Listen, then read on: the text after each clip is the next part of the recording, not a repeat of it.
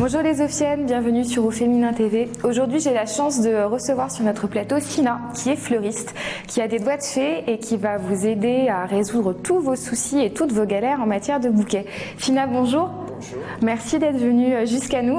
Alors, on a une première question d'internaute qui se marie au mois de juin et qui ne sait pas si elle doit opter pour un bouquet long ou un bouquet rond, qui est assez inquiète sur ce choix-là et surtout qui se demande si c'est une bonne idée d'utiliser des lys.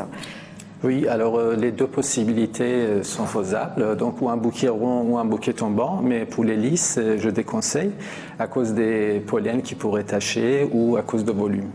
D'accord, donc qu'est-ce qu'on peut avoir comme alternative? Parce que c'est vrai que le lys c'est très beau, pour un bouquet tombant par exemple. Alors pour un bouquet tombant, je vous conseille d'utiliser des arômes qui sont de très jolies fleurs avec une variété d'orchidées qui s'appelle Phalaenopsis. D'accord, est-ce que ce sont des fleurs qu'on trouve toute l'année?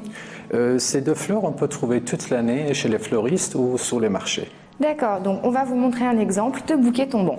Pour commencer le bouquet, avec des arômes et des orchidées. Donc on prend tous les arômes, après on les regroupe 3-4 comme ça.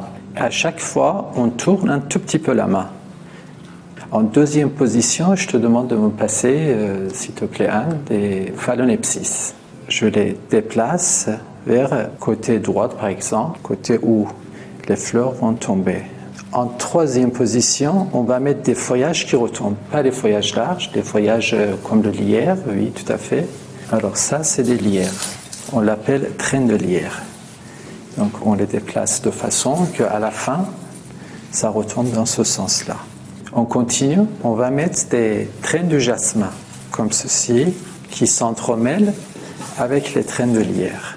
En quatrième position, on va mettre des feuilles larges, un tout petit peu, pour constituer une poignée, comme ceci. En fait, les feuilles de Phalaenopsis, ces feuilles larges, on les met à l'envers, parce que à la fin du bouquet, on va découper les extrémités qui dépassent. Voilà, je crois que 3 pourraient être suffisants.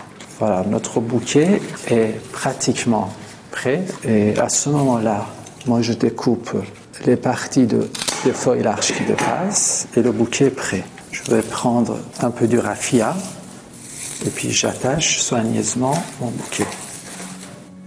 Le bouquet est fait. À partir de ce moment-là, il faut couper et tailler par là en évitant de couper les feuilles, comme ceci. Voilà, ça c'est un bouquet tombant à base de Phalaenopsis et arômes.